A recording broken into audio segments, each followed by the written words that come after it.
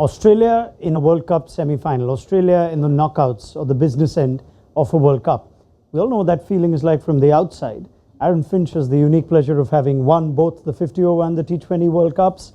When we talk about Australia in knockout games, 58 World Cups, we think of a champion mentality.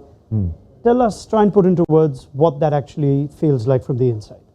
From the inside, I think a lot of times teams overplay not the importance of a big game, but the big moments in knockout games. And I think the strength of Australia over the years has been how you're able to simplify your game plan, simplify your own mentality, and really focus on what you need to do as an individual. So often you think, wow, what will happen with the opposition? What team will they pick? Who's going to bowl? And there's a lot of things that you have no control over running through your head. And a lot of the time that can preoccupy your mind and use a lot of mental energy. So I think just one of the strengths is the ability to calm everything down and focus on the basics. You know, as an Australian team, if you're in a knockout game, you're a good player, you're performing well as a team, so do the basics well. And if something happens on the day where an opposition plays an absolute blinder, one person from the opposition plays a great innings or a great spell and you get beaten, then you can be okay with that. Losing's not the end of the world if a team beats you. The last thing you want to do is beat yourself. And I think Australia had a great record of being able to control what they can control. And I mean, individual performances come on the back of that because you simplify everything and your mind's so clear, not preoccupied.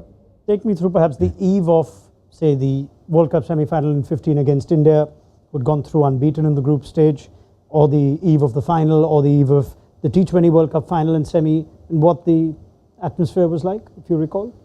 2015, there was a little bit of nerves going around. Obviously, we were playing India at the SCG on what was a turning wicket, more probably suited to the Indian side than what it was to our Australian side. I think we'd only played a spinner once throughout the tournament. Xavier Doherty played one game against Sri Lanka and ran into a red-hot Kumar Sangakkara on that occasion. So there was a bit of nerves around, no doubt, but I think the work that you've put in and all the planning that goes in place before the tournament and then in the lead up to each game where you go through your plans and processes for each individual bowler, in my case, how you're going to approach them, how you can score, but how, if they attack you in a certain way, what your options are. So once you tick off all of them preparation marks, then you can actually sleep a bit easier because you've got nothing clouding your mind. And like I said before, you understand that we play a game of failure.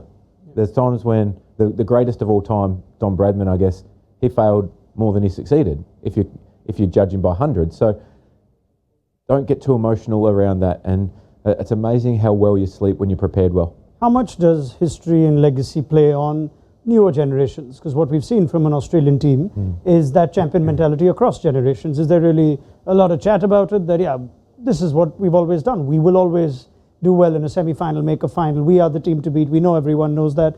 Does the current group of players have any of those thoughts when it comes to the history that Australia have enjoyed? I think guys that have been in that situation before and performed really well, Steve Smith, 100 in a semi-final against India, 70 or 80 not out against New Zealand in the final. I think there'd be an inner confidence inside him, but not as a team. You don't tend to speak about it like that. All you do is talk about trying to play the perfect game. So as you keep going along, as putting steps in place, saying, right, maybe we just need to brush up on this area of our game, and we know that if that falls into place, then we can get a bit of momentum, and everyone strives for the perfect game. Nobody ever plays it, but you have a framework of what it looks like if you were to play a perfect game. So for me, there would be no talk of knockout games. We know how to win them. It'd just be about continue to do your process, continue to do your preparation, and almost let other people, the opposition, beat themselves up about Australia's previous record. In Australia's case now, let South Africa maybe overplay the situation of the tag that they've had with the C word for quite some time. Yep.